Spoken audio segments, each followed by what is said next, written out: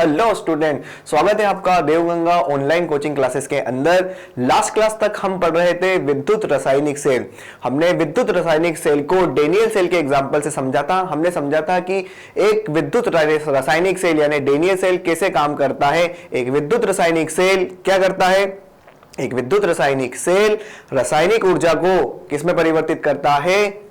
रासायनिक ऊर्जा को विद्युत ऊर्जा के अंदर परिवर्तित करता है। या फिर ज्यादा बेटर है हम क्या कहें कि एक विद्युत रासायनिक सेल एक रेडॉक्स अभिक्रिया की या एक स्वतः होने वाली रेडॉक्स अभिक्रिया की मुक्त ऊर्जा को विद्युत ऊर्जा के अंदर परिवर्तित करता है। फिर हमने सीखा था कि उसकी कार्यविधि कैसे होती है। उसके अंदर यानी एक विद्युत रासायनिक सेल के अंदर अगर हम एक्सटर्नल बैटरी लगा देते हैं, बाहर से एक्सटर्नल बैटरी लगा देते हैं, तो उसमें क्या फर्क पड़ता है। आज हम एक बहुत ही इंपॉर्टेंट टॉपिक पढ़ेंगे, वो पढ़ेंगे सेल रिप्रेजेंटेशन यानी सेल प्रस्तुतिकरण। हम एक सेल को कैसे प्रस्तुत कर सकते हैं, हम सेल को किस तरीके से लिख सकते हैं।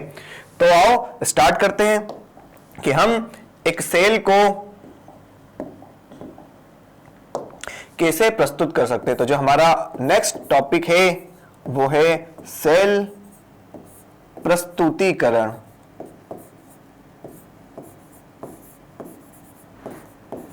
सेल प्रस्तुतिकरण या इंग्लिश में बोलो सेल रिप्रेजेंटेशन।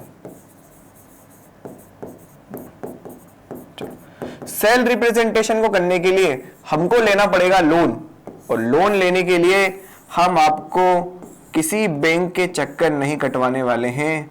हम आपको देवगंगा कोचिंग क्लासेस से ही लोन क्या करके देंगे, फाइनल करके देने वाले हैं। ठीक, आपका सारा पेपर वर्क यही करने वाले हैं हम कि क्या होता है लोन, कैसे मिलेगा आपको लोन। चलो, इस लोन को लेने में आपको बड़ा मजा आएगा। लोन का मतलब होता है लेफ्ट ऑक्सीडेशन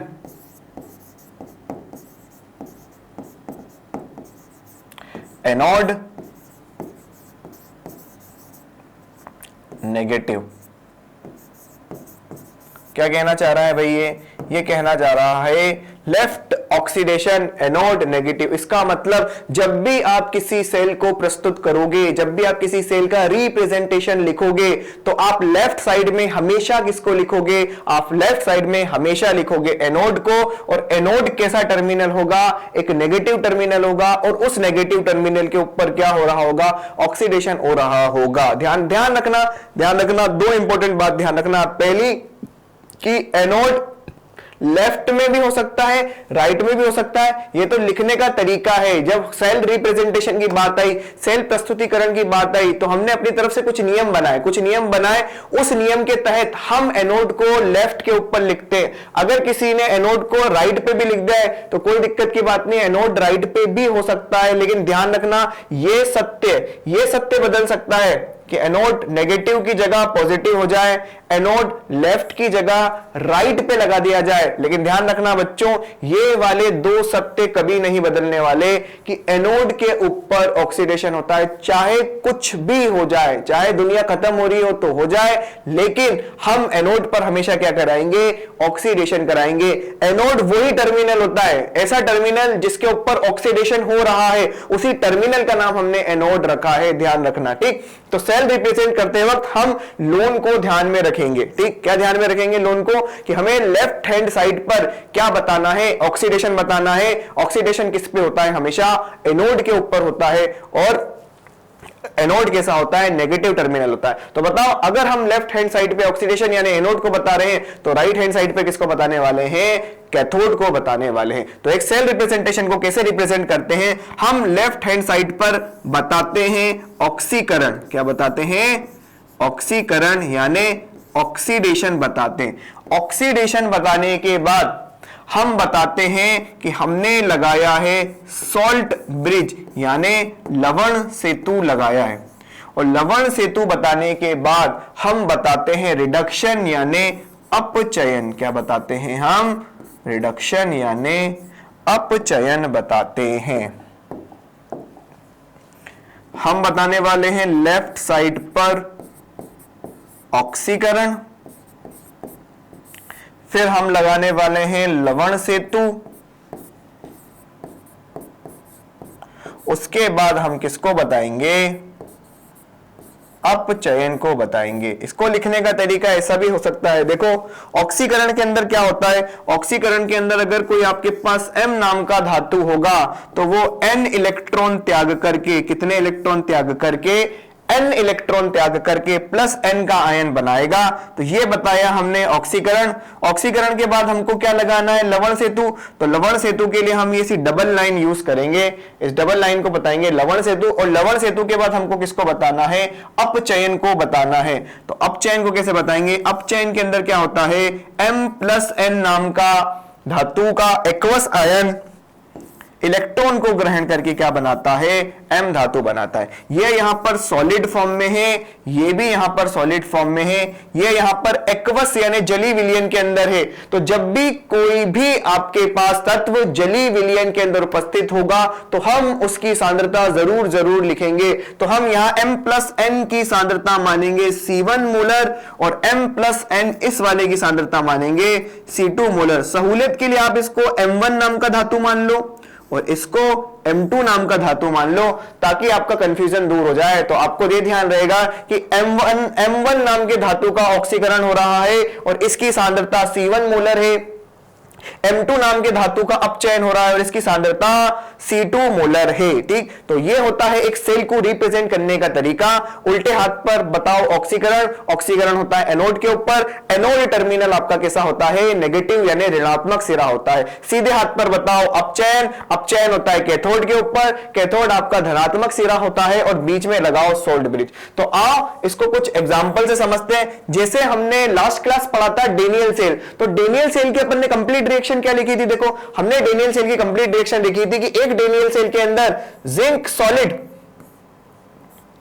कॉपर प्लस 2 के एक्वस आयन के साथ अभिक्रिया करता है और क्या बनाता है, जिंक प्लस 2 का एक्वस आयन और साथ में क्या बनाता है, कॉपर सॉलिड बनाता है। ये हमारे डेनियल सेल की यानी जिंक कॉपर सेल की एक विद्युत रासायनिक सेल की एक कंप्लीट रिएक्शन थी। अब हम इस रिएक्शन को देख करके, इस सेल अभिक्रिया को देख करके सेल का प्रस्तुतिकरण लिखेंगे। सेल अभिक्रिया को देखेंगे और सेल का प्रस्तुतिकरण लिखेंगे। तो देखो सेल का प्रस्तुतिकरण लिखने के लिए आपको सबसे पहले यह बात पता होनी चाहिए कि किस तत्व का ऑक्सीकरण हो रहा है और किस तत्व का अपचयन हो रहा है। सबसे पहली बात, एक लिखी हुई रिएक्शन को देख करके, एक लिखी हुई रिएक्शन को देखो, एक सेल रिएक्शन को ध्यान से देखो और पता लगाओ किस तत्व का ऑक्सीकरण हो रहा है और किस तत्व का अपचयन हो रहा है। एक और इंपॉर्टेंट बात, सेल रिएक्शन के अंदर, इस सेल रिएक्शन के अंदर चाहे कितने भी तत्व आ जाएं, हमें सिर्फ उन्हीं दो तत्वों से काम है, पहला जिसका ऑक्सीकरण हो रहा हो, दूसरा जिसका अपचयन हो रहा हो। तो यहां पर हम चेक करते हैं, देखो यहां पर जिंक, अगर मैं बात करूं यहां पर जिंक की, तो जिंक यहां पर जीरो ऑक्सीकरण अवस्था के अंदर है। जिंक जीरो ऑक्सीकरण अवस्था से पहुंच गया +2 ऑक्सीकरण अवस्था के ऊपर। ऑक्सीकरण संख्या का बढ़ना बताओ क्या कहलाता है, ऑक्सीकरण कहलाता है। ऑक्सीकरण संख्या का बढ़ना क्या कहलाता है, ऑक्सीकरण कहलाता है। तो यहां पर जिंक का क्या हो रहा है बच्चों, जिंक का हो रहा है ऑक्सीकरण। क्या हो रहा है यहां पर, जिंक का ऑक्सीकरण हो रहा है। चलो देखो, अगर जिंक का ऑक्सीकरण हो रहा है, अगर यहां पर जिंक का ऑक्सीकरण हो रहा है तो यहां पे और दूसरा कौन बचता है, कॉपर। तो अगर जिंक का ऑक्सीकरण हो रहा है तो कॉपर का क्या हो रहा होगा, अपने आप ही अपचयन हो रहा होगा। और वो आप चेक भी कर सकते हैं, यहां से देखो कॉपर, यहां पर कॉपर जो है +2 से 0 के ऊपर जा रहा है। ऑक्सीकरण संख्या में कमी आना, ऑक्सीकरण संख्या में कमी आना अपचयन कहलाता है। मैं फिर से आपको डेफिनेशन रिपीट कर देता हूं, आपने क्लास 11th में भी पढ़ा होगा कि जब भी किसी तत्व की ऑक्सीकरण संख्या में बढ़ोतरी हो जाती है, वृद्धि आ जाती है, तो ऑक्सीकरण संख्या में वृद्धि का मतलब ऑक्सीकरण होना और ऑक्सीकरण संख्या में कमी का आना, इसका मतलब क्या होना, अपचयन होना। तो यहां पे हमको क्लियरली पता चल गया कि जिंक का क्या हो रहा है, ऑक्सीकरण। और बताओ कॉपर का क्या हो रहा है, यहां पर कॉपर का अपचयन हो रहा है। बोलो आती है बात समझ के अंदर, ठीक। अब अपन इस सेल रिएक्शन को देख करके इस सेल का रिप्रेजेंटेशन लिखने वाले हैं। तो जब हम इस सेल का रिप्रेजेंटेशन लिखेंगे तो देखो क्या करेंगे, उल्टे हाथ की तरफ किसको बताना है, बताओ ऑक्सीकरण को बताना है। सीधे हाथ की तरफ किसको बताना है बताओ, अपचयन को बताना है। तो देखो ऑक्सीकरण किसका हो रहा है, जिंक का, और ऑक्सीकरण में हो क्या रहा है, ऑक्सीकरण के अंदर जिंक सॉलिड काय में चेंज हो रहा है, Zn+2 के एक्वस आयन के अंदर चेंज हो रहा है। एक और इंपॉर्टेंट बात, जब भी एक्वस आयन आएगा, जब भी हमारे पास एक्वस आयन आएगा तो हम जरूर क्या करेंगे, उसकी सांद्रता को बताएंगे। जब भी आपके पास कोई एक्वस आयन आएगा तो आप उसकी सांद्रता बताओगे। जब भी आपके पास एक गैसीय अवस्था में कोई तत्व आएगा तो आप उसका दाब जरूर बताओगे। ठीक, यहां पर ये एक्वस फॉर्म में, तो हमको इसका क्या बताना पड़ेगा, इसका सांद्रता बतानी पड़ेगी, जो कि इस इक्वेशन के अंदर नहीं दे रखी है। नहीं दे रखी है तो हम खुद से मान लेते हैं कि कुछ C1 मोलर इसकी सांद्रता होगी। अगर कुछ दे के रखता तो वही लिख देते हैं, नहीं दे रखी तो हमने मान ली C1 मोलर होगी। उसके बाद देखो ऑक्सीकरण बता दिया, ऑक्सीकरण बताने के बाद किसको बताते हैं, ऑक्सीकरण बताने के बाद बताते हैं लवण सेतु को। तो ये डबल लाइन से, किससे, इस डबल लाइन से किसको बताया जाता है, लवण सेतु को बताया जाता है। तो इस डबल लाइन से हमने लवण सेतु को बता दिया। अब इस साइड में हम बताएंगे अपचयन। अपचयन के अंदर क्या हो रहा है, अपचयन के अंदर कॉपर+2 का एक्वस आयन जिसकी सांद्रता नहीं बता रखी है, तो हम मान लेते हैं C2 मोलर सांद्रता का एक्वस+2 का आयन काय में चेंज हो रहा है, कॉपर सॉलिड के अंदर चेंज हो रहा है। बोलो आती है बात समझ के अंदर। तो इस तरीके से क्या कर सकते हैं हम किसी सेल अभिक्रिया को देख के उसका सेल प्रस्तुतिकरण लिख सकते हैं। ठीक, चलो आओ अब अपन इससे रिलेटेड कुछ क्वेश्चन सॉल्व करते हैं कि हम कैसे किसी सेल रिएक्शन को देख करके, किसी सेल अभिक्रिया को देख करके उस सेल का क्या लिखेंगे, प्रस्तुतिकरण लिखेंगे। तो आओ चलो कुछ क्वेश्चन सॉल्व करके देखते हैं। ये आपके पास 2 क्वेश्चन लिखे हुए हैं, आप वीडियो को पॉज करो, आराम से बैठ करके इस क्वेश्चन को एक बार सॉल्व करने की कोशिश करो। पीछे वाले को देखो आराम से कि भाई इसके अंदर क्या करना है, क्या समझाया था, क्या लिखा था। इसको चेक करने के बाद आप इन दोनों क्वेश्चनों को आराम से वीडियो पॉज करके सॉल्व करो। उसके बाद चलो चेक करते हैं कि आपने सही किया होगा या नहीं किया होगा। ठीक, चलो स्टार्ट करते हैं क्वेश्चन को सॉल्व करना। सबसे पहला काम ये चेक करना है कि किस तत्व का ऑक्सीकरण हो रहा है और किस तत्व का अपचयन हो रहा है। बस हमें तो उससे ही काम है, जिसका ऑक्सीकरण हो रहा है और जिसका अपचयन हो रहा है, बाकी सब जाए टेन लेने। भाई ये देखो, ये क्या है, टिन की ऑक्सीकरण संख्या कितनी है, यहां पर 0। टिन यहां पर 0 ऑक्सीकरण अवस्था के अंदर है, और 0 ऑक्सीकरण अवस्था से टिन भैया कहां पर पहुंच गए, टिन पहुंच गए हमारे +4 के ऊपर। तो क्लियरली दिख रहा है ऑक्सीकरण संख्या में वृद्धि आ चुकी है, टिन 0 से +4 पे पहुंच चुका है। तो ऑक्सीकरण संख्या में वृद्धि का सीधा मतलब क्या होता है, सीधा मतलब होता है ऑक्सीडेशन यानी ऑक्सीकरण। चलो अब 2 ही चीज है तो चेक करने की जरूरत भी नहीं है, और चेक कर भी लें तो क्या आएगा, जब टिन का ऑक्सीकरण हो रहा है तो हमारे क्लोरीन का क्या हो रहा होगा, वेरी गुड बच्चों, क्या हो रहा होगा, रिडक्शन हो रहा होगा। ठीक, वो भी चेक कर सकते हैं हम। यहां पर क्लोरीन 0 ऑक्सीकरण अवस्था में है, 0 से -1 के अंदर चला गया। 0 से -1 मतलब ऑक्सीकरण संख्या के अंदर कमी आ जाना, और ऑक्सीकरण संख्या में कमी आने का मतलब होता है रिडक्शन होना है। अब अपन इसको देख करके क्या लिखने वाले हैं, इसकी इस सेल अभिक्रिया को देख करके क्या लिखने वाले हैं, इसका सेल का रिप्रेजेंटेशन लिखने वाले हैं। चलो उल्टे हाथ पे किसको बताना है, ऑक्सीकरण को। ऑक्सीकरण के अंदर क्या हो रहा है, टिन सॉलिड काय में चेंज हो रहा है, टिन +4 के एक्वस आयन के अंदर चेंज हो रहा है। इस पूरी इक्वेशन के अंदर हमें टिन +4 की सांद्रता नहीं बता रखी है, तो हम खुद की मर्जी से मानेंगे C1 मोलर। फिर हम लगाएंगे सॉल्ट ब्रिज, और सॉल्ट ब्रिज लगाने के बाद हम क्या बताएंगे, अपचयन। अपचयन के अंदर क्या हो रहा है बच्चों, Cl2 गैस काय में चेंज हो रही है, Cl- के अंदर चेंज हो रही है। अब देखो ये किस फॉर्म में है, गैसियस फॉर्म के अंदर है। अगर ये गैसियस फॉर्म के अंदर है तो हर गैस का हमें क्या बताना पड़ेगा, हर गैस का हमें कुछ ना कुछ दाब बताना पड़ेगा। सिंस यहां पर इस इक्वेशन के अंदर इस गैस का कोई दाब नहीं बता रखा है, तो मैं अपनी मर्जी से मान लेता हूं मैं अपनी मर्जी से मान लेता हूं कि इसका दाब है कुछ P1 ATM। ठीक, अगर बता रखा है तो लिख देना, और नहीं बता रखा है तो अपनी मर्जी से इसको मान लेना। ठीक, उसके बाद क्या हो रहा है भाई, उसके बाद हमारे पास Cl2 से ये काय में चेंज हो रहा है, Cl माइनस में चेंज हो रहा है। Cl माइनस का कौन सा आयन है, एक्वस आयन है, और एक्वस आयन की सांद्रता बताएंगे तो इसकी सांद्रता हम कुछ मान लेंगे C2 मोलर मान लेंगे। अब बहुत इंपॉर्टेंट बात यहाँ पे क्या क्या चीजें ध्यान रखने वाली है। पहली चीज तो ये ध्यान रखने वाली है बच्चों, देखो कि हम सॉलिड का सांद्रता बिल्कुल भी नहीं बताते हैं। सॉलिड की सांद्रता को हम वैसे भी इकाई मान के लगते हैं। अभी हम अभिक्रिया भागफल लिखेंगे, अभिक्रिया भागफल लिखेंगे तो वहां पर भी देख लेंगे कि हम सॉलिड की सांद्रता को 1 ही मानते हैं। हमें ये ध्यान रखना है जब भी कोई एक्वस आयन हो तो उस एक्वस आयन की सांद्रता बता के आओ। अगर दे रखी है तो लिख दो, नहीं दे रखी है तो मान लो अपनी मर्जी से।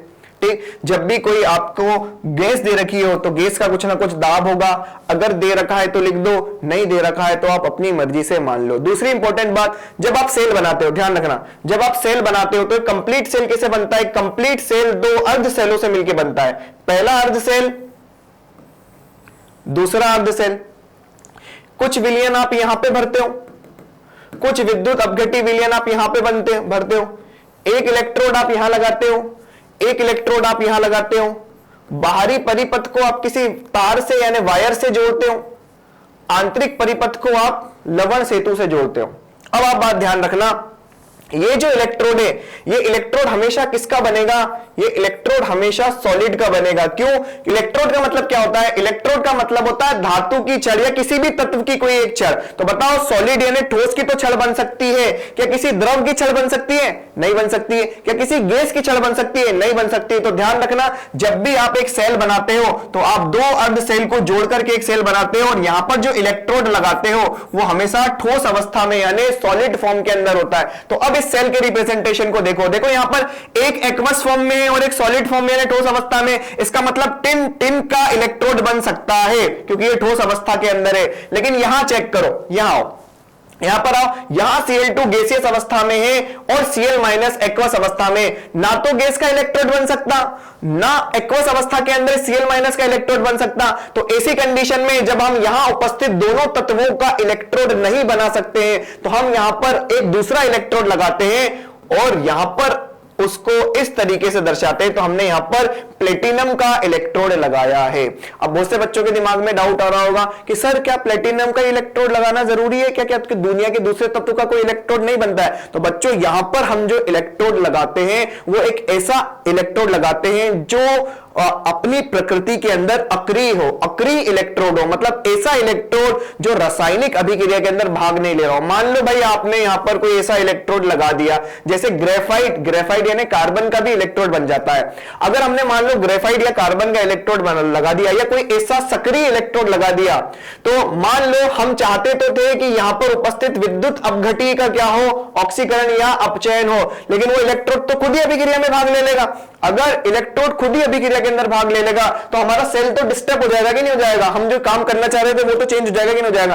तो जब भी हम एक एक्स्ट्रा इलेक्ट्रोड लगाएंगे, मतलब हम यहां पे उपस्थित तत्वों का अगर इलेक्ट्रोड नहीं बना पाएंगे और हम एक नया इलेक्ट्रोड लगाएंगे तो हम एक ऐसा इलेक्ट्रोड लगाते हैं जो अक्रिय इलेक्ट्रोड हो, यानी वो खुद अपचयन और ऑक्सीकरण की अभिक्रिया में भाग नहीं ले। उसका तो बस इतना काम है कि वो अपने अंदर से विद्युत धारा को प्रवाहित होने दे, बाकी और उसका कोई काम नहीं है। तो प्लेटिनम का इलेक्ट्रोड इसीलिए, क्योंकि प्लेटिनम एक अक्रिय धातु है, वो सेल अभिक्रिया के अंदर भाग नहीं लेती है। ऑल्दो आप जानते होंगे प्लेटिनम बहुत महंगी आती है, लेकिन अगर अपन को सेल बनाना है, कुछ फायदा लेना है, तो थोड़ा बहुत खर्चा तो करना ही पड़ेगा। करना पड़ेगा कि नहीं करना पड़ेगा। चलो आ जाते हैं यहां से। तो यहाँ पे यही इंपॉर्टेंट चीज ध्यान रखनी थी कि जब आप यहाँ पे उपस्थित तत्वों का इलेक्ट्रोड नहीं बना पाते हो तो आप एक नया इलेक्ट्रोड लगाते हो, और वो कौन सा इलेक्ट्रोड होगा, प्लेटिनम का इलेक्ट्रोड होगा जो एक अक्रिय इलेक्ट्रोड होगा। चलो नेक्स्ट वाली रिएक्शन को देखते हो। ये भी मुझे उम्मीद है आपने कर ली होगी। अब आप अपना आंसर मैच करो।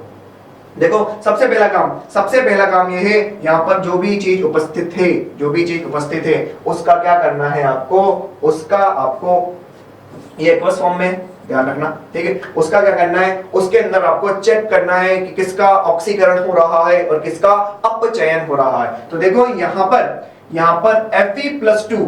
Fe+2 काय में चेंज हो रहा है, Fe+3 के अंदर चेंज हो रहा है। ये +2 से +3 पे चले गया, किस पे चला गया, +2 से +3 के ऊपर चला गया। ऑक्सीकरण संख्या में वृद्धि आ चुकी है। ऑक्सीकरण संख्या में वृद्धि को प्यार से कहते हैं ऑक्सीडेशन, और नफरत से भी इसको ऑक्सीडेशन ही कहेंगे। अगर इसका ऑक्सीडेशन हो रहा है तो Fe के अलावा यहाँ पे और बचा कौन है, Cr2O7। तो जाहिर सी बात है इस Cr2O7 का बच्चों क्या हो रहा होगा, अपचयन हो रहा होगा। क्या हो रहा होगा, अपचयन। और आप चेक भी कर सकते हो भाई, किस तरीके से चेक कर सकते हो आप, देखो यहां पर क्रोमियम, अगर यहां क्रोमियम की आप ऑक्सीकरण संख्या निकालना चाहो तो वो आएगी +6। यहां पर क्रोमियम बच्चों +6 ऑक्सीकरण अवस्था के अंदर है। क्रोमियम +6 ऑक्सीकरण अवस्था से कहां पर पहुंच गया, +3 ऑक्सीकरण अवस्था में पहुंच गया। इसकी ऑक्सीकरण अवस्था में कमी आ गई है। ऑक्सीकरण अवस्था में कमी आने का सीधा मतलब होता है इसका क्या हो रहा है, रिडक्शन यानी अपचयन हो रहा है। तो चलो अब इस सेल अभिक्रिया को देख करके हम इसका सेल का प्रस्तुतिकरण लिखना स्टार्ट करते हैं। तो जब अपन इसके सेल का प्रस्तुतिकरण लिखेंगे तो उल्टे हाथ की तरफ ऑक्सीकरण लिखेंगे। ऑक्सीकरण के अंदर क्या हो रहा है, ऑक्सीकरण के अंदर Fe+2 का एक्वस आयन जिसकी सांद्रता में C1 मोलर मान लेता हूं क्योंकि दे नहीं रखी है, काय में परिवर्तित हो रहा है, Fe+3 के अंदर परिवर्तित हो रहा है। काय में परिवर्तित हो रहा है, Fe+3 के अंदर परिवर्तित हो रहा है। ये भी एक्वस आयन है, इसकी सांद्रता में C2 मोलर मान लेता हूं क्योंकि मुझे इक्वेशन के अंदर इसकी सांद्रता नहीं बता रखी है। फिर हम क्या लगाते हैं, लवण सेतु लगाते हैं। अच्छा एक और चीज, क्या ये बिल्कुल सही है, बताओ। देखो देखो, हाँ वेरी गुड। यहाँ पे आप क्या बोल रहे हो, यहाँ पे आप ये बोल रहे हो सर अगर ये भी एक्वस फॉर्म में है, ये भी एक्वस फॉर्म में है यानी जली विलयन में है, जली विलयन में, तो ना तो हम इसका इलेक्ट्रोड बना सकते हैं ना हम इसका इलेक्ट्रोड बना सकते हैं। तो जब हम दोनों का ही इलेक्ट्रोड नहीं बना सकते हैं तो हमें एक दूसरे पदार्थ को इस्तेमाल करना पड़ेगा और उसको यहाँ बताना पड़ेगा कि हमने प्लेटिनम का इलेक्ट्रोड लगा रखा है। क्यों लगाया प्लेटिनम का इलेक्ट्रोड, क्योंकि ना मैं इसका इलेक्ट्रोड बना सकता हूँ क्योंकि ये भी जली विलयन है, जली विलयन का इलेक्ट्रोड नहीं बनता, और ये भी जली विलयन के अंदर है तो इसका भी इलेक्ट्रोड नहीं बनेगा। तो हम एक नया इलेक्ट्रोड यूज करेंगे और मोस्ट प्रोबेबली किसको यूज करते हैं, प्लेटिनम को यूज करते हैं। आगे बढ़ते हैं। अब ऑक्सीकरण बता दे तो किसको बताएंगे, अपचयन यानी रिडक्शन को बताएंगे। रिडक्शन के अंदर क्या हो रहा है, रिडक्शन के अंदर Cr2O7-2 का एक्वस आयन, अब एक्वस आयन है तो इसकी सांद्रता कुछ ना कुछ होगी, नहीं दे रखी है तो मैं मान लेता हूं C3 मोलर। इसकी सांद्रता कितनी है, C3 मोलर है। काय में परिवर्तित हो रहा है, ये परिवर्तित हो रहा है Cr+3 के एक्वस आयन के अंदर परिवर्तित हो रहा है। क्योंकि ये Cr+3 के एक्वस आयन के अंदर परिवर्तित हो रहा है तो इसकी सांद्रता भी लिखनी पड़ेगी जो कि नहीं दे रखी है। तो अब मैं इसकी सांद्रता को मान लेता हूं कुछ C2 मोलर। ठीक, चलो यहाँ पे नोटिस करो, ये एक्वस फॉर्म में मैं इसका इलेक्ट्रोड नहीं बना सकता, ये एक्वस फॉर्म के अंदर मैं इसका इलेक्ट्रोड नहीं बना सकता, ना तो हम इसका इलेक्ट्रोड बना सकते हैं ना हम इसका इलेक्ट्रोड बना सकते हैं। तो यहां पर भी हमें किसका इलेक्ट्रोड यूज करना पड़ेगा, प्लेटिनम का इलेक्ट्रोड यूज करना पड़ेगा। अब इस पूरी रिएक्शन के अंदर जो मुझे आपको खास बात बतानी थी वो ये थी, इस पूरी रिएक्शन के अंदर देखो एरो के ऊपर H+ लिख रखा है। क्या लिख रखा है, H+ लिख रखा है। ये H+ आपको क्या बता रहा है, ध्यान रखना, ये H+ आपको अभिक्रिया का माध्यम बता रहा है। ये H+ बता रहा है कि ये जो अभिक्रिया हो रही है ये अम्लीय माध्यम में हो रही है। कौन से माध्यम में हो रही है, अम्लीय माध्यम में हो रही है। तो जब भी अभिक्रिया का कोई विशेष माध्यम हो कि वो अम्लीय माध्यम में हो रही है या वो क्षारीय माध्यम में हो रही है या वो उदासीन माध्यम में हो रही है, तो सेल प्रस्तुतिकरण में वो आपको बता के आना पड़ता है। थोड़ा सा सामान्य ज्ञान हमको लेना पड़ेगा कक्षा 11 का सामान्य ज्ञान ये है कि ये जो हमारा Cr2O7-2 का आयन है ये केवल और केवल अम्लीय माध्यम के अंदर कार्य करता है और किसी माध्यम में कार्य नहीं करता है। तो ये जो H+ है किससे रिलेटेड है, हमारे Cr2O7 से रिलेटेड है। तो इस अम्लीय माध्यम को हम यहां पर बता के आएंगे कि भाई ये अभिक्रिया H+ यानी अम्लीय माध्यम के अंदर हो रही है और ये भी किस फॉर्म में है, एक्वस फॉर्म में। और अगर बच्चों ये एक्वस फॉर्म में है तो इसमें इसकी भी कुछ ना कुछ सांद्रता होगी और इसकी सांद्रता को क्या मान लेंगे हम, कुछ C5 मोलर मान लेंगे। कितना मान लेंगे, कुछ C5 मोलर मान लेंगे। ध्यान रखना, यही आपको एक स्पेशल केस बताना था। कि आप पहले वाले के अंदर तो क्या समझे, पहले वाले के अंदर समझे कि जब हम यहाँ पे उपस्थित तत्वों का इलेक्ट्रोड नहीं बना सकते हैं, यहाँ पे उपस्थित तत्वों का इलेक्ट्रोड नहीं बना सकते हैं, तो हम एक दूसरा इलेक्ट्रोड यूज करते हैं, और वो इलेक्ट्रोड किसका बनाया जाता है, प्लेटिनम का बनाया जाता है। दूसरी बात, अगर अभिक्रिया का कोई विशेष माध्यम है, चाहे अम्लीय माध्यम हो या क्षारीय माध्यम हो, तो उस माध्यम को भी सेल अभिक्रिया में प्रस्तुत करके आना पड़ता है, बता के आना पड़ता है कि भाई ये अभिक्रिया पर्टिकुलर कौन से माध्यम के अंदर हो रही है, अम्लीय माध्यम के अंदर हो रही है। तो ये था हमारे पास कि कैसे, ये था हमारे पास कि कैसे हम एक सेल अभिक्रिया को देख करके, एक सेल अभिक्रिया को देख करके उसका सेल प्रस्तुतिकरण लिख सकते हैं। क्या लिख सकते हैं, उसका सेल प्रस्तुतिकरण लिख सकते हैं। ये बहुत इंपॉर्टेंट है, और इससे भी ज्यादा इंपॉर्टेंट है इसका रिवर्स करना, इसका उल्टा करना। आपको सेल अभिक्रिया को देख करके, सेल अभिक्रिया को देख करके सेल का प्रस्तुतिकरण तो आना ही चाहिए, लेकिन उससे भी ज्यादा जो इंपॉर्टेंट बात है, आपको किसी सेल के प्रस्तुतिकरण को देख करके उसकी अभिक्रिया लिखना आना चाहिए। ये बहुत ज्यादा इंपॉर्टेंट क्वेश्चन है आपके लिए, और ये दोनों ही क्वेश्चन आपसे बोर्ड में पूछे जा सकते हैं। आपको सेल अभिक्रिया देख करके उसका प्रस्तुतिकरण पूछा जा सकता है, या फिर आपसे उस सेल का प्रस्तुतिकरण देकर के उस सेल की अभिक्रिया पूछी जा सकती है। तो अपन को दोनों ही काम आने चाहिए, इसको देख के ये लिखना आना चाहिए और इसको देख के ये लिखना आना चाहिए। तो रिएक्शन को देख करके सेल प्रस्तुतिकरण तो हमने सीख लिया है। चलो, तो ये हमको समझ में आया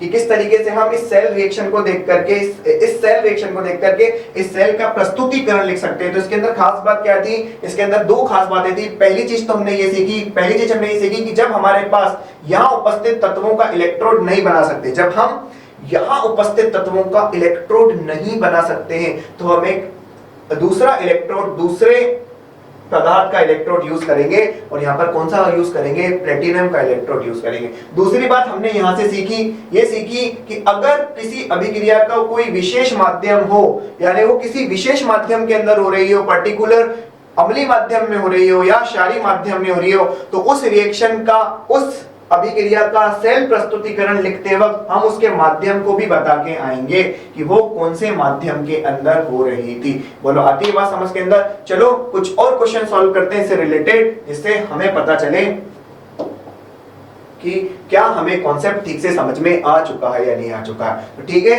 ये दो क्वेश्चन लिख रखे हैं, ये दो सेल रिएक्शन लिख रखी है। आप वीडियो को पॉज करके इन दोनों सेल रिएक्शन से सेल रिप्रेजेंटेशन यानी सेल प्रस्तुतिकरण लिखो। वीडियो को पॉज करो, लिखो, और उसके बाद मैच करो कि क्या आपने जो लिखा है वो सही है या नहीं। तो चलो स्टार्ट करते हैं। सबसे पहला काम ये, जो भी यहाँ पर लिख रखे हैं तत्व, जो भी यहाँ पर हमें तत्व लिख रखे हैं, उसमें पहचानो किसका ऑक्सीकरण हो रहा है और किसका अपचयन हो रहा है। तो यहां देखो, Ag +1 से 0 पर जा रहा है। +1 से 0 पे जाने का मतलब इसकी ऑक्सीकरण संख्या में कमी आ चुकी है। +1 से 0 का मतलब ऑक्सीकरण संख्या में कमी आ चुकी है, और ऑक्सीकरण संख्या में कमी का सीधा मतलब क्या होता है, रिडक्शन। चलो, अगर इसका रिडक्शन हो रहा है तो यहाँ पे बचा कौन, हाइड्रोजन। इसका क्या हो रहा होगा, ऑक्सीडेशन। जो चीज आप देख भी सकते हो कि ये 0 से किस पर जा रहा है, 1 पर जा रहा है। 0 से 1 पर जाने का मतलब इसकी ऑक्सीकरण संख्या में वृद्धि हुई है। ऑक्सीकरण संख्या में वृद्धि का मतलब क्या होता है, ऑक्सीकरण होना होता है। चलो इसका सेल रिप्रेजेंटेशन लिखते हैं, इसका सेल रिप्रेजेंटेशन लिखते हैं।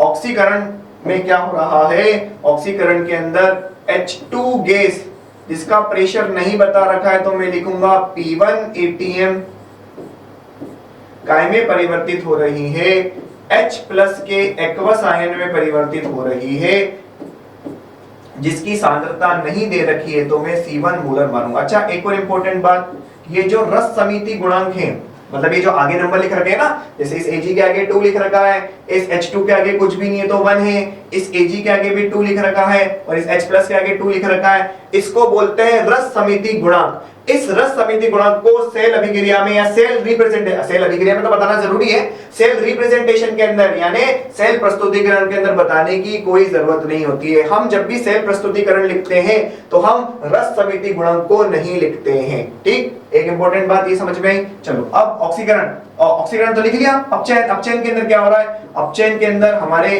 Ag भैया,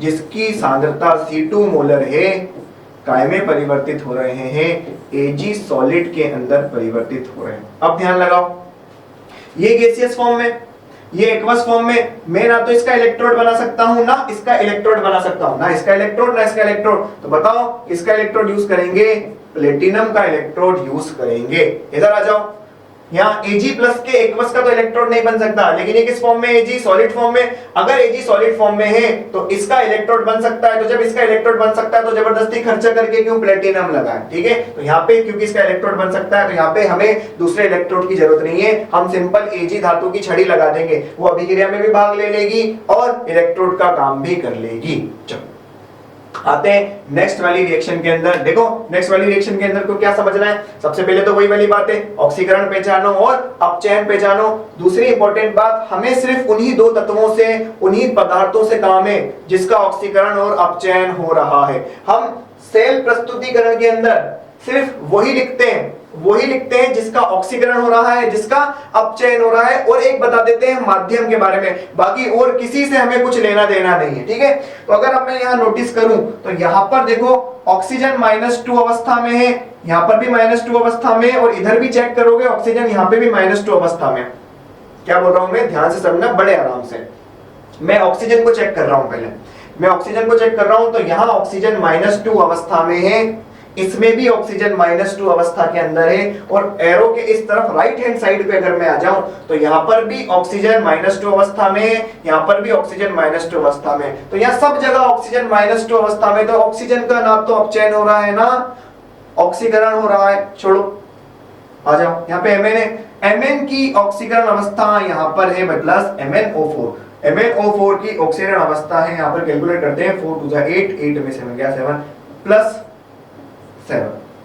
यहाँ पर MnO4 में मैग्नीज की ऑक्सीकरण अवस्था +7 है। मैग्नीज एक तो मुझे यहाँ मिल रहा है, और कहाँ मिल रहा है, ये रहा मैग्नीज +7 ऑक्सीकरण अवस्था से, +7 ऑक्सीकरण अवस्था से क्या कहाँ पहुंच चुका है, +2 ऑक्सीकरण अवस्था में पहुंच चुका है। तो जब ये +7 से +2 पे पहुंचा होगा तो इसकी ऑक्सीकरण अवस्था में क्या आ चुकी है, इसकी ऑक्सीकरण संख्या में क्या आ चुकी है, कमी आ चुकी है, और ऑक्सीकरण संख्या में कमी का सीधा मतलब अपचयन होता है।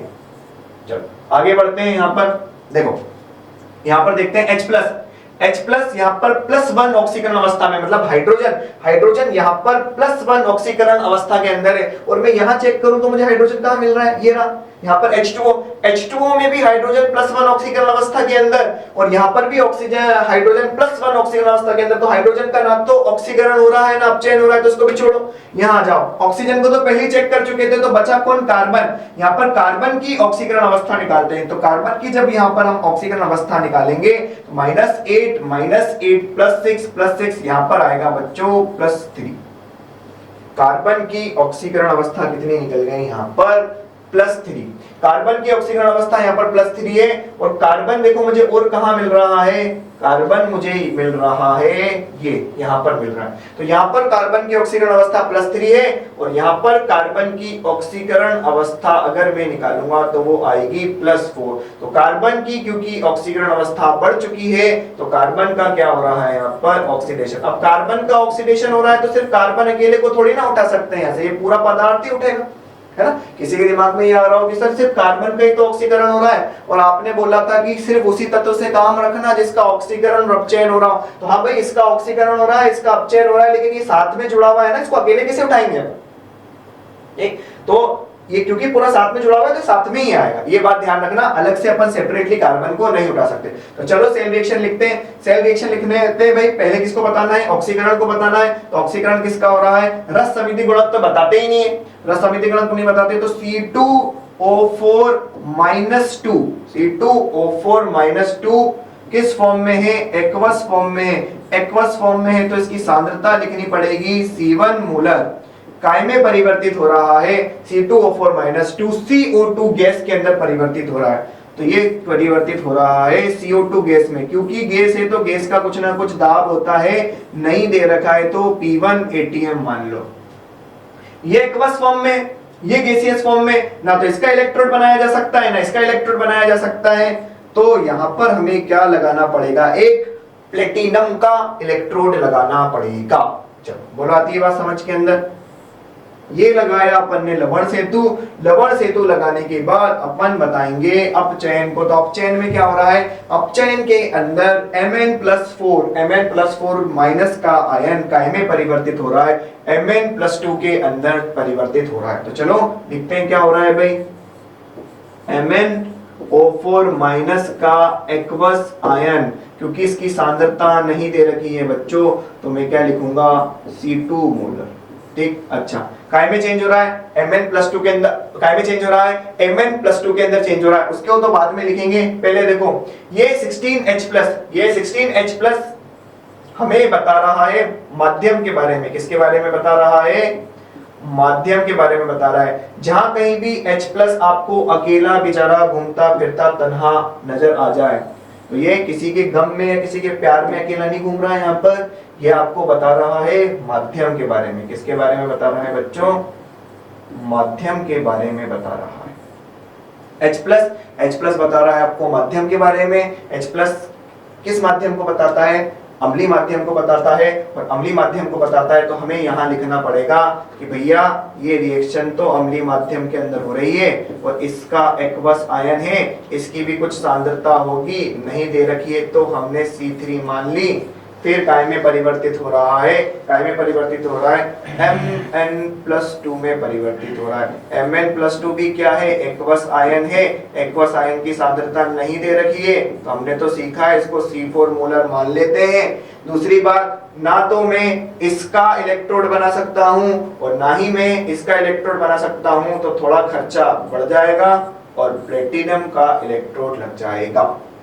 तो इस तरीके से हम सेल अभिक्रियाओं को देख करके उन सेल का प्रस्तुतिकरण लिख सकते हैं। क्या लिख सकते हैं? उन सेल का प्रस्तुतिकरण लिख सकते हैं। ठीक, बोलो, आती है बात समझ के अंदर? हर चीज को ध्यान से रखना, वापस से वीडियो को रिपीट करके चेक कर लेना कौन सी चीज क्या बोली थी और क्या बोली थी, क्या समझाया था इंपॉर्टेंट। जिन पदार्थ का, जिन तत्वों का हम इलेक्ट्रोड नहीं बना सकते हैं उनकी जगह प्लेटिनम का इलेक्ट्रोड लिया जाता है। प्लेटिनम का इलेक्ट्रोड ही क्यों लिया जाता है? क्योंकि प्लेटिनम का इलेक्ट्रोड एक अक्रिय इलेक्ट्रोड होता है जो खुद रासायनिक अभिक्रियाओं में यानी ऑक्सीकरण की और अपचयन की अभिक्रियाओं में भाग नहीं लेता है। दूसरी बात, जब भी हम किसी एक्वस को लिखेंगे तो उसकी सांद्रता जरूर बता करके आएंगे। तीसरी बात, जब भी हम किसी गैस को लिखेंगे तो उसका दाब जरूर बताएं। अगर दे रखा है, जो दे रखा है वो लिख देना, नहीं दे रखा है तो अपनी मर्जी से मान लेना P1 ATM। दूसरी बात, यहाँ पे कुछ बच्चों को डाउट आ रहा होगा, सर आपने ये तो लिख दिया MnO4 माइनस, यहाँ लिख दिया Mn+2। देखो इस पूरी रिएक्शन के अंदर पानी तो आया ही नहीं, तो आप बोल रहे हो कि सर हम पानी हो रहे हैं, यहाँ पे पानी तो आया नहीं है। तो बच्चों ध्यान रखना, ये एक रिडॉक्स अभिक्रिया है। कौन सी अभिक्रिया है? रिडॉक्स अभिक्रिया है। तो आपने कक्षा 11 रिडॉक्स अभिक्रिया चैप्टर के अंदर रिडॉक्स अभिक्रिया को बैलेंस करने का यानी संतुलन करने का तरीका सीखा होगा, तो वहां आपको बहुत अच्छे तरीके से पता होगा। नहीं पता होगा तो आप सुन लो, जब भी आप रिडॉक्स अभिक्रिया को संतुलित करते हो तो हमारे पास कुछ नियम होते हैं, ठीक है। तो जब हम रिडॉक्स अभिक्रिया को संतुलित करना चाहते हैं तो शुरुआत में तो सिर्फ हम उसी को लिखते हैं जिसका ऑक्सीकरण और अपचयन हो रहा हो। बाद में हम जैसे जैसे हम रिएक्शन को संतुलित करते हैं तो हम उसके अंदर H+ भी जोड़ देते हैं, उसके अंदर H2O भी जोड़ देते हैं, उसके अंदर OH- भी जोड़ देते हैं। तो ये जो हमारे भैया अकेले रह गए थे, या ये जो हमारे 16H+ जिसको हमने यहाँ थोड़ा सा बता रखा है, जब हम इसको देख करके अभी हम सीखेंगे, हम क्या सीखेंगे, हम सेल अभिक्रिया को देख करके सेल का प्रस्तुतिकरण लिख रहे हैं। अब हम इसका उल्टा काम करेंगे। हम क्या करेंगे, सेल के प्रस्तुतिकरण को देख करके, किसको, सेल के प्रस्तुतिकरण को देख करके क्या लिखेंगे, इसकी सेल अभिक्रिया लिखेंगे। तो वहां मैं आपको बताऊंगा कि कैसे सेल के प्रस्तुतिकरण को देख करके संतुलित रासायनिक अभिक्रिया लिखी जाती है। क्या लिखी जाती है, संतुलित रासायनिक अभिक्रिया लिखी जाती है। तो आप लोग इतना अपने स्वयं के हाथों से नोट्स बनाओ, इतना अपनी कॉपी के अंदर लिखो, इसको प्रैक्टिस करो। उसके बाद अब हम इसका उल्टा काम करने वाले हैं। अभी तक हमने किया था सेल रिएक्शन को देख करके, सेल अभिक्रिया को देख करके सेल का प्रस्तुतिकरण लिखा था। अब हम इसका उल्टा करने वाले हैं, हम सेल प्रस्तुतिकरण को देख करके क्या लिखने वाले हैं, उसकी सेल अभिक्रिया लिखने वाले हैं। तो चलो जीवन में बढ़ते हैं हम आगे। तो जीवन में आगे बढ़ते हैं और हमारे पास ये प्यारा सा क्वेश्चन लिखा हुआ है। इस प्यारे से क्वेश्चन के अंदर आपको देख करके बड़ी आसानी से ये बात समझ में आ चुकी होगी कि सर ये सेल रिप्रेजेंटेशन यानी सेल प्रस्तुतिकरण है। अब बहुत से बच्चों के दिमाग में बात आ रहा होगा, सर क्वेश्चन के अंदर तो यहाँ पर गैस नहीं लिख रखा है, इसकी सांद्रता नहीं बता रखी, यहाँ एक्वस नहीं लिख रखा है, सर ये नहीं लिख रखा है, सर वो नहीं लिख रखा है, सर फलाना नहीं लिख रखा, सर ढिमकाना नहीं लिख रखा। तो वो क्वेश्चन वाले को छूट है, हम ऐसा पाप अपनी तरफ से नहीं करेंगे। ठीक, अगर क्वेश्चन आ रहा है ऐसा तो हमको कोई दिक्कत नहीं, हमने तो सारे नियम पढ़ रखे हैं, हम तो उस नियम के हिसाब से बात करेंगे। तो ध्यान रखना, भले आपको एक क्वेश्चन के अंदर सेल का रिप्रेजेंटेशन बिल्कुल कंप्लीट नहीं दे रखा हो, यहाँ पर इसकी सांद्रता नहीं बता रखी हो, यहाँ पर इसको गैसियस अवस्था में नहीं बता रखा हो, यहाँ पे कुछ भी नहीं बता रखा हो, उसको आप दिल पे मत लगाना। आप ये मत सोच लेना कि आप भी ऐसा लिखे होगे तो आपको नंबर आ जाएगी। जब आप किसी सेल रासायनिक सेल अभिक्रिया को देखोगे तो जब उसका सेल प्रस्तुतिकरण लिखोगे ना तो आपको कंप्लीट लिख के आना पड़ेगा। ठीक है, क्वेश्चन देने वाले को ये छूट रहती है कि वो ऐसे पाप कर सकता है, लेकिन हमें पापी नहीं बनना है। चलो आगे बढ़ते भैया। इस सेल रिप्रेजेंटेशन यानी इस सेल के प्रस्तुतिकरण को देख करके, इस सेल के प्रस्तुतिकरण को देख करके क्या लिखना है? सेल अभिक्रिया लिखनी है। क्या लिखनी है? सेल अभिक्रिया लिखनी है। तो अब देखो इसका नियम क्या है। आपको जब भी कोई सेल प्रस्तुतिकरण लिख रखा हो तो आप उसकी एनोड वाली रिएक्शन और कैथोड वाली रिएक्शन को पहले अलग अलग लिख लो। ठीक है, देखो चलो स्टार्ट करते हैं। अपन क्या करेंगे, जो भी हमारे पास सेल का प्रस्तुतिकरण है ना, उस सेल के प्रस्तुतिकरण को देख करके उस सेल में होने वाली ऑक्सीकरण अर्ध अभिक्रिया यानी जो एनोड पर अभिक्रिया हो रही है उसको, और अपचयन अर्ध अभिक्रिया यानी जो कैथोड पर अभिक्रिया आ रही है उसको अलग अलग लिख लेंगे। तो एनोड पे क्या हो रहा है? एनोड पर भैया हमारा H2 में चेंज हो रहा है, H प्लस में चेंज हो रहा है। तो अगर H2 को H प्लस के अंदर चेंज होना है तो बच्चों इलेक्ट्रॉन का त्याग करना पड़ेगा। क्या करना पड़ेगा? इलेक्ट्रॉन का त्याग। इलेक्ट्रॉन का त्याग करना पड़ेगा ना भैया। ये यहाँ पर जीरो ऑक्सीकरण अवस्था के अंदर है। किसके अंदर है? यहाँ पर जीरो ऑक्सीकरण अवस्था के अंदर है। ये यहाँ पर कहाँ चला गया? +1 ऑक्सीकरण अवस्था के अंदर चला गया। कहाँ पर चला गया? +1 ऑक्सीकरण अवस्था के अंदर चला गया। तो 0 से +1 में जाने के लिए इसको इलेक्ट्रॉन का त्याग करना पड़ेगा। अब करो रिएक्शन बैलेंस। क्या करो? Reaction balance. यहाँ कितने हाइड्रोजन है? 2। यहाँ पर भी कितने हाइड्रोजन होना चाहिए? 2। एक हाइड्रोजन 0 से +1 पर गया तो एक इलेक्ट्रॉन का त्याग किया। तो यहाँ पर तो 2 हाइड्रोजन है, तो 2 हाइड्रोजन ने कितने इलेक्ट्रॉन का त्याग किया होगा? 2 इलेक्ट्रॉन का त्याग किया होगा। ये हमारा ऑक्सीकरण का आधा कर्म कांड पूरा होगा। चलो बात करते हैं कैथोड की। इसकी बात करते हैं कैथोड। कैथोड पर क्या होता है? कैथोड पर होता है सर अपचयन। क्या होता है? अपचयन। और देखो अपचयन के अंदर क्या हो रहा है? अपचयन के अंदर टिन जो हो रहा है, टिन भैया हमारे टनाटन तरीके से किस में चेंज हो रहे हैं? टिन में चेंज हो रहे हैं। टिन में ही परिवर्तित हो गया। मतलब टिन +4 से +2 पर चला गया। टिन को +4 से +2 पे जाने के लिए बताओ कितने इलेक्ट्रॉन लगे होंगे? तो इसने 2 इलेक्ट्रॉन खाए होंगे पेट भर के, तब जाकर के काय में चेंज हुआ होगा। ये टिन +4 से काय में चेंज हुआ होगा, +2 के अंदर चेंज हुआ होगा। अब चलो, अब अपन क्या करेंगे? इसकी संपूर्ण सेल अभिक्रिया लिखने के लिए ऑक्सीकरण अर्ध अभिक्रिया को अपचयन अर्ध अभिक्रिया से यानी एनोड पर होने वाली अभिक्रिया को कैथोड पर होने वाली अभिक्रिया से जोड़ देंगे। लास्ट क्लास में मैंने आपको ये बात बताई थी, जब हमने डेनियल सेल की अर्ध अभिक्रिया को एनोड की अभिक्रिया को कैथोड से जोड़ा था। जब भी आप एनोड की अभिक्रिया को कैथोड की अभिक्रिया से जोड़ोगे तो दोनों अभिक्रियाओं के अंदर इलेक्ट्रॉन की संख्या को बराबर करना है। मतलब जितने इलेक्ट्रॉन एनोड पर मुक्त हो रहे हैं उतनी ही संख्या में इलेक्ट्रॉन कैथोड पर क्या होने चाहिए? ग्रहण होने चाहिए। तो देखो यहां पर अपन को ज्यादा मेहनत करने की जरूरत ही नहीं है। यहां पर भी 2 इलेक्ट्रॉन और यहां पर भी कितने इलेक्ट्रॉन? 2 इलेक्ट्रॉन हो रहे हैं। अगर ये बराबर नहीं है तो हम बराबर करेंगे। तो यहां पर तो हमारे को सहूलियत मिल चुकी, बराबर हो चुका है। तो अगर हम इसको जोड़ें तो इलेक्ट्रॉन से इलेक्ट्रॉन मर गए तो कंप्लीट सेल रिएक्शन क्या आई? हमारे पास H2 गैसियस फॉर्म में है जो टिन के +4 के एक्वस आयन से अभिक्रिया करता है और क्या बनाता है? वो बनाता है 2H+ का एक्वस आयन और टिन काय में चेंज हो जाता है, +2 ऑक्सीकरण अवस्था में चेंज हो जाता है। तो ये है इस सेल की कंप्लीट सेल रिएक्शन। हमको दोनों ही काम आने चाहिए। हमें ये देख के ये लिखना भी आना चाहिए और ये देख के ये लिखना भी आना चाहिए। मतलब सेल के प्रस्तुतिकरण को देख करके सेल रिएक्शन लिखना आनी चाहिए, और सेल रिएक्शन को देख करके क्या आना चाहिए, सेल का प्रस्तुतिकरण लिखना आना चाहिए। ठीक, यहां पर यही मैं देखो आपको एक बहुत इंपॉर्टेंट चीज सिखा देता हूं, जिसको बोलते हैं अभिक्रिया भागफल। अभिक्रिया भागफल, जिसको भाइयों और बहनों Q से लिखा जाता है, और अंग्रेजी में इसको बोलते हैं रिएक्शन कोशेंट। क्या होता है ये भैया Q? ये Q होता है उत्पाद की सांद्रता